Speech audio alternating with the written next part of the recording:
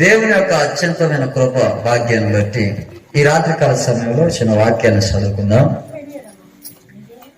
అంత మంచి బైబిల్ జ్ఞానం కలిగిన సేవకులు ఆ ప్రాంతం నుంచి వచ్చారని విన్నాం. మరి దూర ప్రాంతం నుంచి వచ్చిన సేవకులు కూడా ఉన్నారు. మరి ఎవరు నాకైతే అంత గుర్తింపు లేదు. అయ్యా దయజనులు ఎవరు ఉంటే మరి నేను మిమ్మల్ని గుర్తించకపోతే దయతో గమనించండి. ఇక మనకు సమయం లేదు కాబట్టి కొన్ని నిమిషాలే ఒక చిన్న మాటను బైబిల్ చదువుదాం. మత్తయి సువార్త 4వ అధ్యాయం మొదటి వాక్యాన్ని ఒకసారి సభగా విందాం. మత్తయి సువార్త 4వ అధ్యాయం మొదటి వచనం.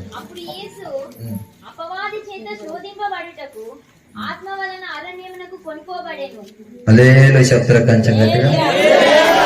అప్పుడు యేసు అపవాది చేత శోధించబట్టకు ఆత్మ వలన అరణ్యానికి కొనుక్కోబడేను. ఇక అందరు జాగ్రత్తగా వినండి. అపవాది చేత శోధించబడటానికి యేసుక్రీస్తు ప్రభువారు పోతున్నట. అపవాది శోధించడానికి రావటంలే. నా మాట అందరికి అర్థమవుతుందమ్మా? అందరికి అర్థమవుతుందా?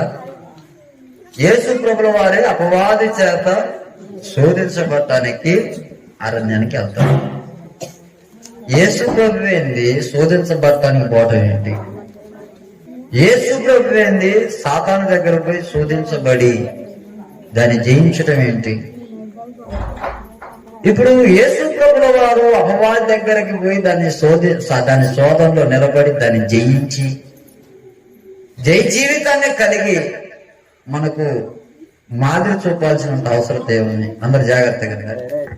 యేసు ప్రభుల వారు అపవాది చేత శోధించబడటానికి ఆత్మ వలన అరణ్యానికి కొనుక్కోబడనే మాట మనం ఇక్కడ చదువుతున్నాం.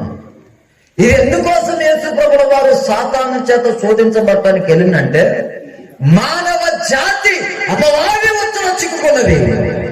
దాన్ని చేయించడం ఆ తరం నుండి ఈ తరం వరకు ఎవరి వల్ల కావటంలా. దాన్ని చేయించాలంటే దాన్ని గుట్టు తెలుసుకోవాలి. దాన్ని గుట్టు తెలుసుకొని అది మనిషిని ఎలా మోసం చేస్తుందో ఆ సంగతిని గ్రహించగలిగితే ఈజీగా దాన్ని జయించవచ్చు. ఆమేన్. అలా కాకోకుండా ఏదో చేద్దామని చూద్దామని చూస్తే అది ఊరకనే మనల్ని మోసం చేస్తుంది.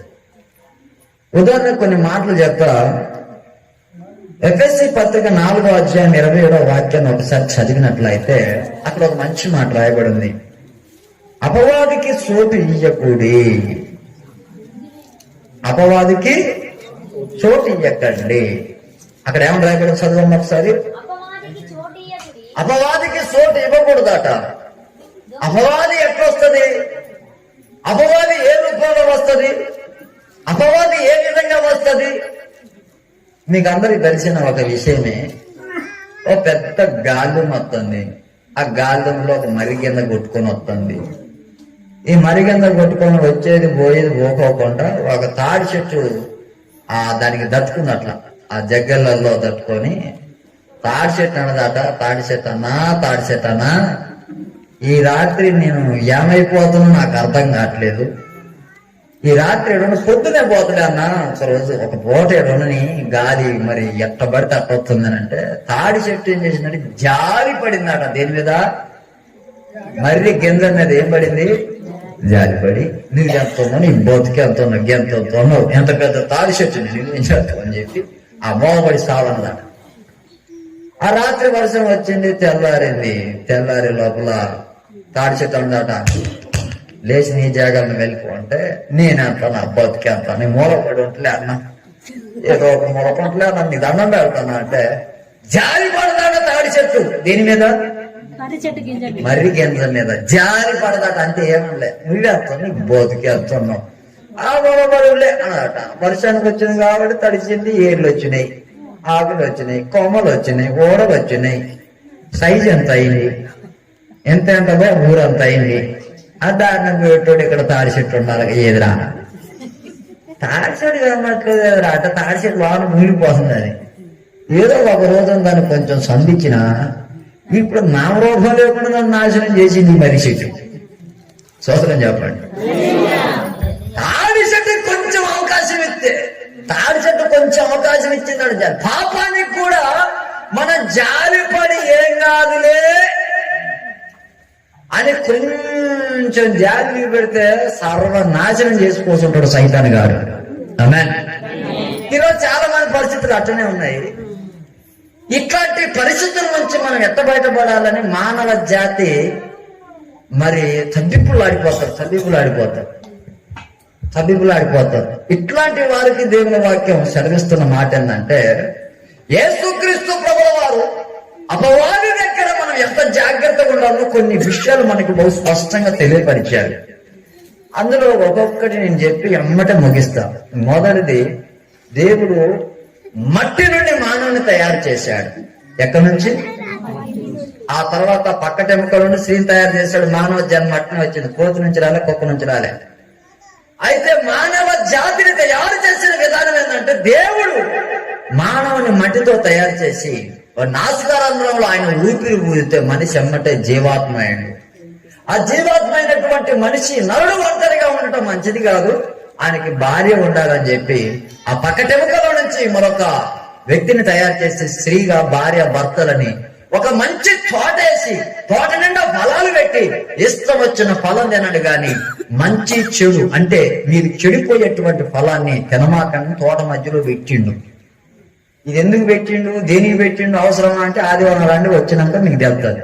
ఇప్పుడు చెప్పాలంటే అది కుదరని పని. అది తోట మధ్యలో చెట్టుని పెట్టి ఈ ఫలాన్ని తినవద్దు అన్నాడు.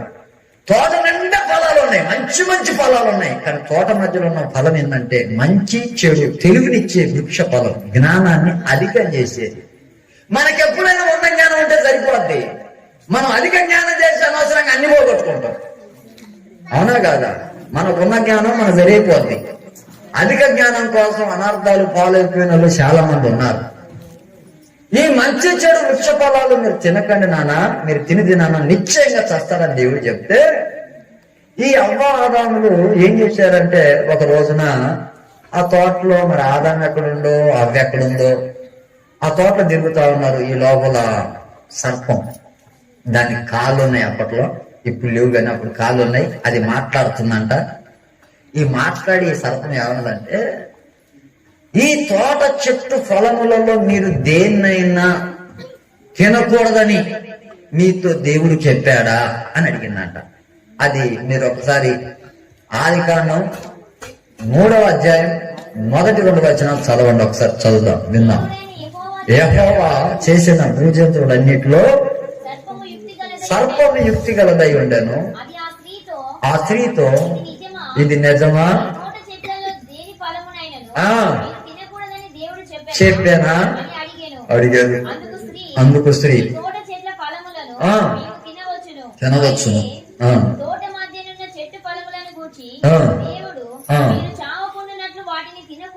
చాలు, నిరభ్యంతరంగా అన్ని తినండి కానీ ఆ ఒక్క చెట్టు ఫలం తినద్దు అన్నాడు.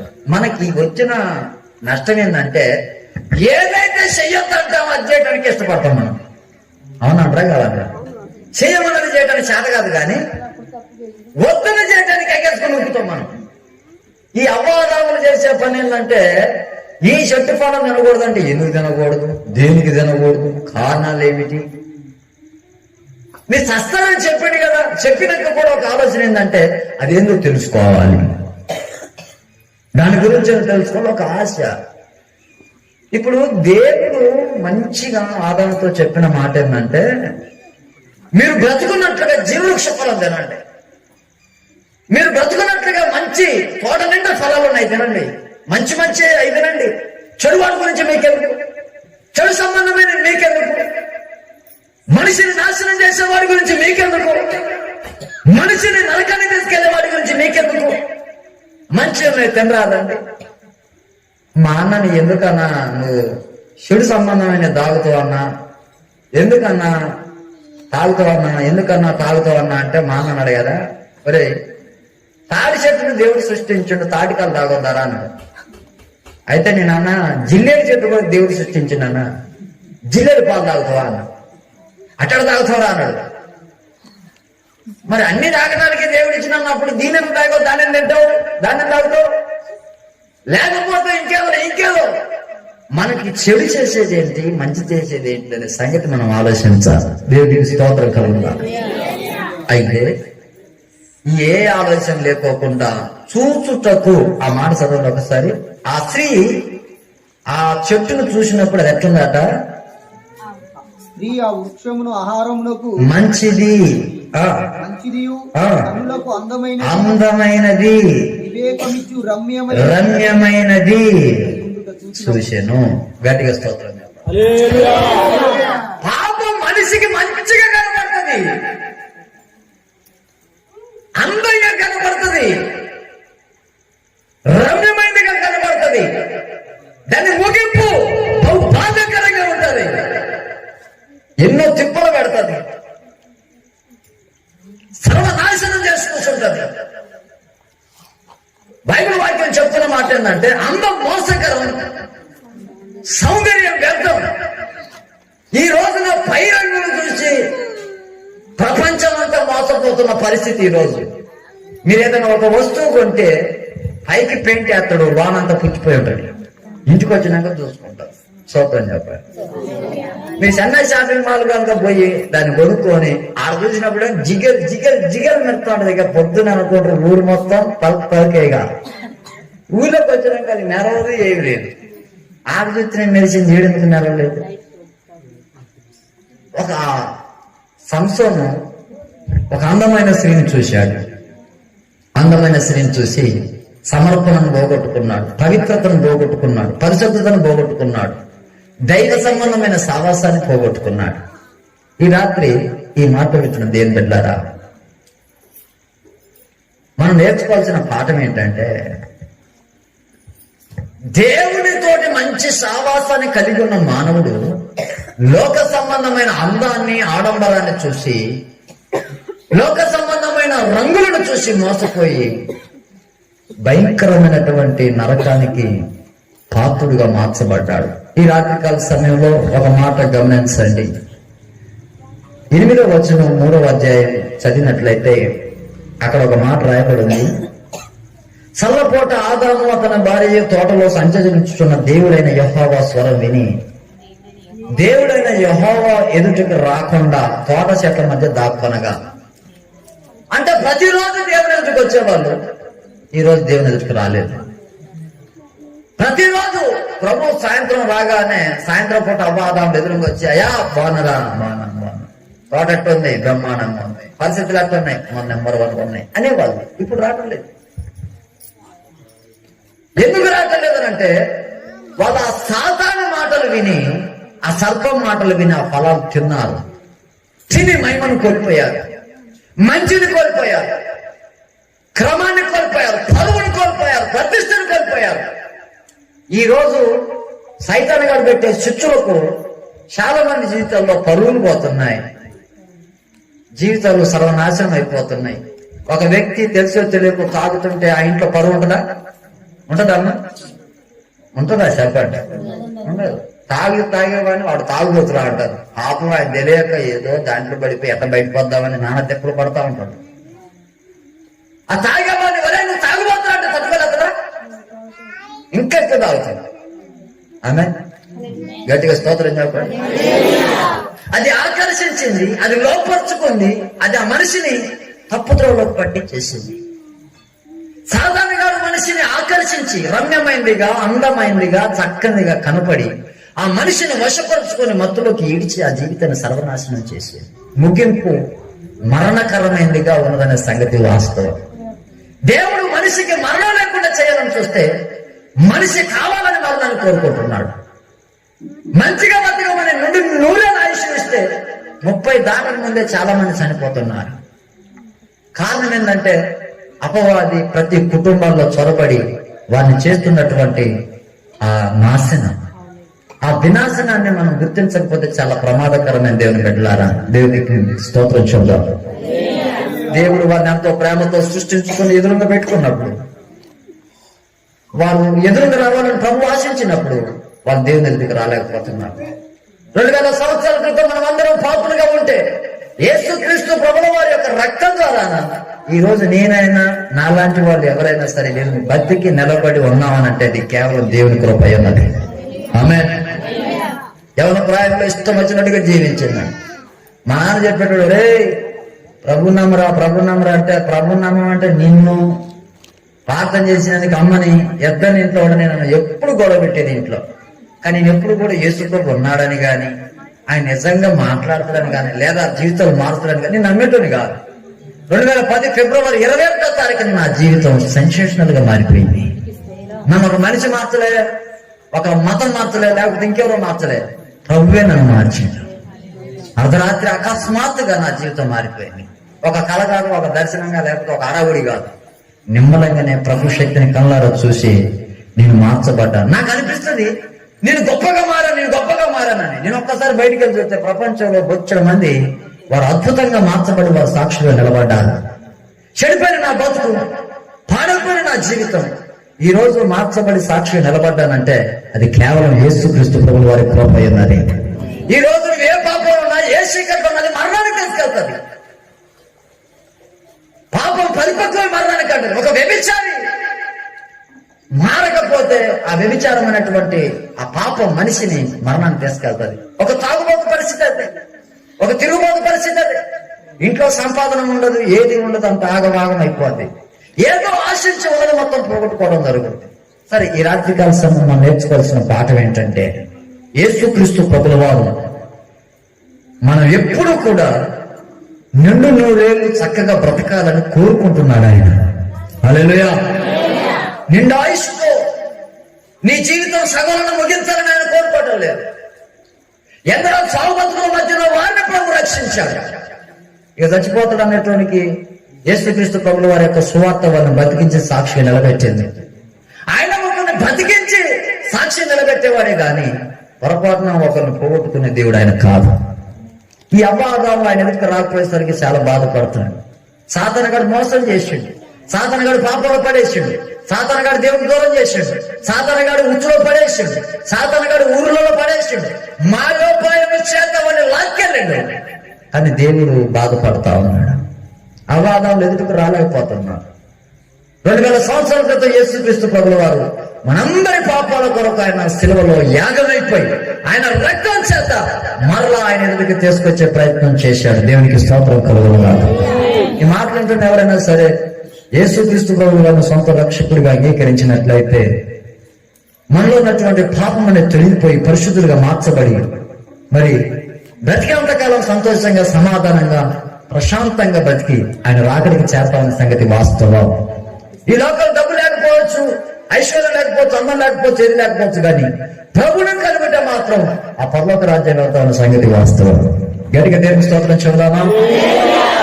ఎంత కూడా పాపినైనా సరే ఆయన క్షమిస్తాడండి. నేను పాపినను గ్రహించి ఒప్పుకున్నట్లయితే కాదన్న దేవుడు ఆయన. దేవునికి మరి పక్షపాతం లేదు, దేవునికి వ్యత్యాసాలు లేవు. వాళ్ళు ఎవరైనా సరే ఎంత ఘోర పాపంనైనా వారికి సమాధానం కలిగజేసే దేవుడు, వారి పాపానికి ప్రాయశ్చిత్తం కలిగజేసే దేవుడు, వారి ప్రతి పాపాన్ని కడిగి పరిశుద్ధులుగా మార్చే దేవుడు నేను ఆరాధిస్తున్న యేసుక్రీస్తు ప్రభువు వారు. ఆయన ఉద్దేశం ఒకటే, ఆ సృష్టించిన దేవుని ఎదుట నువ్వు ఎప్పుడు సంతోషంగా ఉండాలని, నువ్వు ఏ పాపంలో ఏ ఉచ్చులో పడిపోకోకుండా, నీ జీవితాన్ని నరకంగా మార్చుకోకోకుండా, నువ్వు ఒక పరిశుద్ధంగా, పవిత్రంగా, దేవుడు మెచ్చినట్టుగా, దేవుడికి ఇష్టమైనట్టుగా బతకాలని ప్రభు ఎంతో ప్రేమతోటి నిన్ను నన్ను మనందరినీ తయారు చేశాడు. ఈ రాత్రికాల సమయంలో మనుషులు ఎవరు మనల్ని పట్టించుకున్న దేవుడు ఉన్నాడు. మనుషులు ఎవరు మనల్ని గుర్తించకపోయినా గుర్తించే దేవుడు ఉన్నాడు. మనుషులు ఎవరు మనల్ని జ్ఞాపకం చేసుకోకపోయినా జ్ఞాపకం చేసుకునే దేవుడు ఉన్నాడు. మరి ఎంతో మంది విలువ లేని వారికి విలువ తెచ్చిన దేవుడు యేసుక్రీస్తు ప్రభువు వారి సంగతి నేను గ్రహించి 2010వ సంవత్సరం ప్రభు నమ్మడం జరిగింది. దేవుడి నామానికి మహిమ కలుగును గాక. గట్టిగా దేవునికి స్తోత్రం చెబుదామా? కొంచెం హుషారు చెప్పండి. ఇక పోతే మనం గమనించాల్సింది ఏంటంటే, ఎప్పుడు దేవుని ఎదుటికి వచ్చేవాడు ఇప్పుడు రాటలే. వస్తున్నామా? ఈ మధ్య కాలంలో ఎప్పుడు ప్రార్థనకు వచ్చేటోళ్ళు ఈ మధ్యన తప్పి ఎట్లే మీ మొహాలు కనబడట్లే. చేర్చన సాటంగా తిరుగుతున్నాయి. ఏడ తిరుగుతున్నాయి? పదిశాలకి, మిరపశాలకి, కూలి పనులకి, ప్రతి సలపూట ఆయన వస్తాడు. కరెక్టే. మరి నువ్వు వస్తున్నావా? ఒక ఆయన తంబాలెక్కి పనిచేస్తాడు, కరెంటు పనిచేస్తాడు, మంచి ప్రభువు నమ్ముకున్నాడు. అప్పుడు అనేదట, ఇప్పుడు కాకపోతే ఎప్పుడే సంపాదించేది, ఎప్పుడు పాత్ర అని హాయిగా మనం దంపుతూ ఉంటాం, ఎప్పుడు కాకపోతే ఎప్పుడే అన్నాడు. పాపం ఆయన ఆనందించి ఎక్కి కింద పడిపోయినాడు, విరిగిపోయి ఈ పిల్లత పగిలిపోయిన ఆయన మంచిగా 1-2 నెలలు మన స్పృహలో లేడు. ఈ పురిట పుచ్చిపోయింది మెదడు కూడా.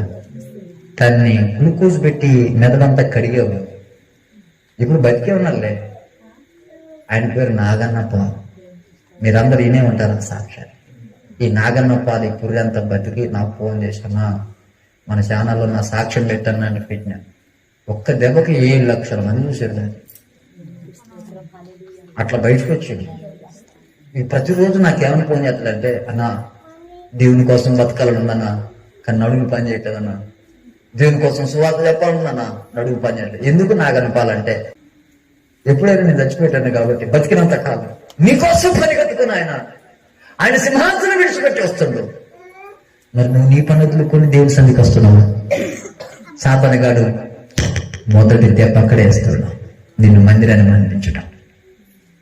మీకు తెలుసా సంగతి?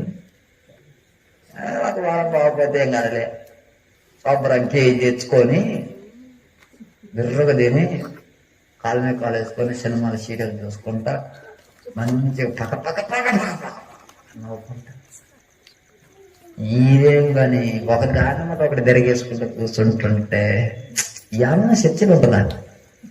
అట్ట కూర్చున్నామా, అట్ట నోట్లో పెట్టుకున్నామా, గొంతులాగిపోయి అట్టనే నోరేలా పెట్టినాం. అది బయటికి పోదు, లోపలికి పోదు. గొంతు నీరు పెడుతున్నాము మలవాన వచ్చి కాదు. అటు పోక ఇటు పోక మధ్యన గుడ్డ పెడితే అప్పుడు ఆమె పోయినా బాగున్నాం. ఆమె ఆత్మ అనుకుంటున్నాడు ఒకవేళ పోయి అనవసరంగా ఇడికొచ్చిన. నీకోసం పని కట్టుకొని నిన్ను ప్రేమించి నీ దగ్గరకు వచ్చి నీ ఎదురు నిలబడాలని ఆయన అనుకుంటే నీవేమో సాక్షాత్తు తిరుగుతా ఉంటాను. దేవుని సన్నిధి గుర్తుకురాదు, సావాసం గుర్తుకురాదు, ఆత్మీయత గుర్తుకురాదు. ఆదాం కనీసం మాట్లాడుతుండే ప్రభు నేను ఎక్కడున్నాని అమ్మ మాట్లాడుతున్నా, ఆమె ఎన్నో దాస్తుంది పోయి. వచ్చిన భార్య రాట, లేకపోతే భర్త రాట. భర్త నువ్వు పోవని పని పోతావని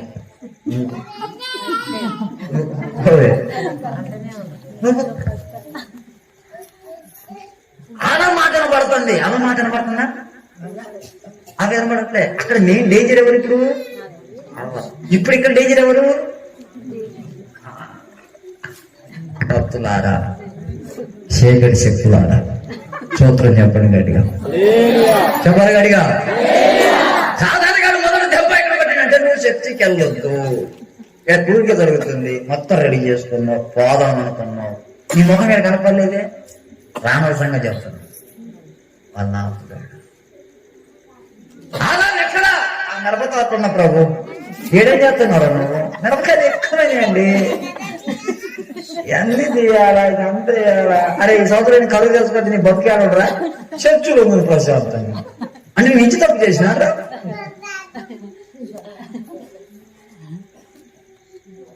ఇచ్చి తప్పు చేసాను. ఇప్పుడు నడువు లేను అంటాడు కదా అన్నా, నడువులుంటే బాగుండు అన్న. ఇప్పుడు ప్రశాంతంగా ప్రభులు చూపించేవాడిని అన్నా. ఆటోలో పోతున్నా ప్రార్థన చేయన్న, ఈ వారం మిస్ కావట్లే. ప్రతి ఆదివారం ఆటో కట్టుకుని పోయి ప్రార్థన, ఎందుకంటే ఇక పైన లేదు, పాటలేదు, నడువులు లేవు, ఇక పోయి స్తోత్రం తండ్రి అంటాను. మరి మన పరిస్థితి దేవుడు మంచి బలం ఇచ్చిండు, మంచి శక్తి ఇచ్చిండు. దేవుని సన్నిధికి వెళ్ళకోకుండా అపవాది గారు మంచి ప్లాన్ వేసిండు. జీతం పెంచుతాడు, కూలి పెంచుతాడు, పని పెంచుతాడు, బంధువులు అప్పుడే వస్తారు ఇంటికి. మామూలుగా రారు. ఓహో అమ్మో వచ్చారు, కేజీ 2 కేజీలు పడకరావు, 2 కేజీలు పడకరావు. ఇక పండగ చేసుకోండి, కూర్చుంటే బొచ్చలు అయిపోవాలి. మళ్ళా ఆదాం ఎక్కడ? ఆదాం ఎక్కడున్నావు? ఆదాం అయ్యా ఇప్పుడు రాన్నయ్యా, ఇప్పుడు నన్ను డిస్టర్బ్ చేయకుండా. నిన్ను ఎవరు మోసం చేసిండు? ఆదాం వాడు కష్టం వచ్చిండయ్యా.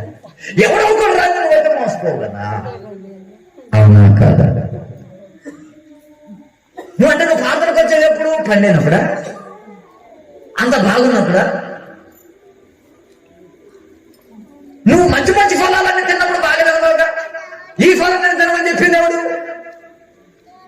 అయ్యగారు అట్ట చెప్పాడా? ఎట్ట కూడా చెప్తాడా? చాలా మంది బైబిల్ తప్ప అటు చెప్పిండా, ఎటు చెప్పిండా? ఆదివారం కూడా చర్చి పోవాలంటాడా?